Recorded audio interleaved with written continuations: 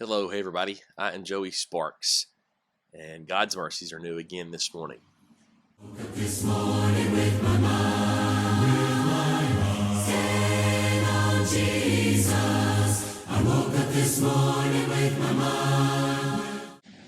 Eighth grade trip to Washington, D.C. with school created a lot of neat memories with classmates, being able to see incredible sights in our nation's capital. And one of the things that stands out, though, amongst all the serious and eye-opening, just very neat things about our nation and its government and its founding, of course, is that there's such a heavy tourist presence that brings a lot of other things along with it. And one of those is to buy knockoff items, fake items from sellers there on the streets and even on the steps of some of those buildings. And so me and my classmates bought some fake sunglasses. I think I bought 2 pairs of fake name brand sunglasses while I was in Washington, D.C. Sunglasses that would, the real name brand would cost $100, $150, whatever it was. I was able to buy for $15 or $20. Bought the fake thing. They look like the real thing, but they don't hold up. They're not made exactly the same way. They're just painted. They look like it.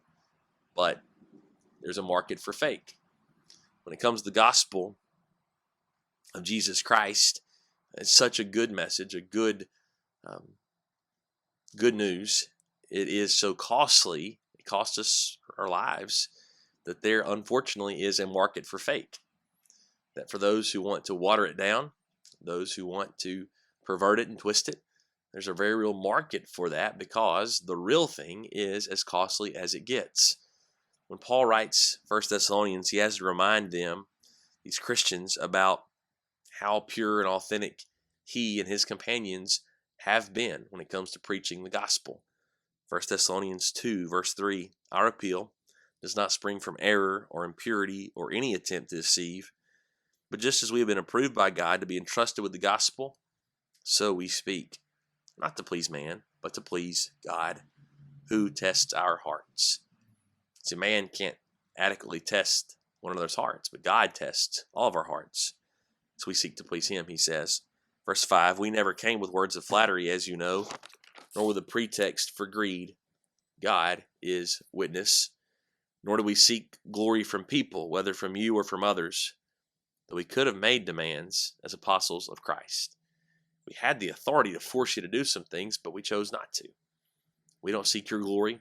We don't seek your blessing. We seek God's blessing. And it's out of that desire to please God that they then preach the gospel to the Thessalonian people. So Paul's desire was for them to know his authenticity. It wasn't Paul acting authentic. It wasn't Paul trying to be authentic. It was Paul being authentic and now trying to show to these Christians, indeed, that his preaching is just as pure and true and sincere as the message itself. May we strive, may we start ensuring that our own hearts are authentic before we move to serve people, before we move to teach, before we move to try to prove things. Let's just be sure that we are authentic, such that Paul would do.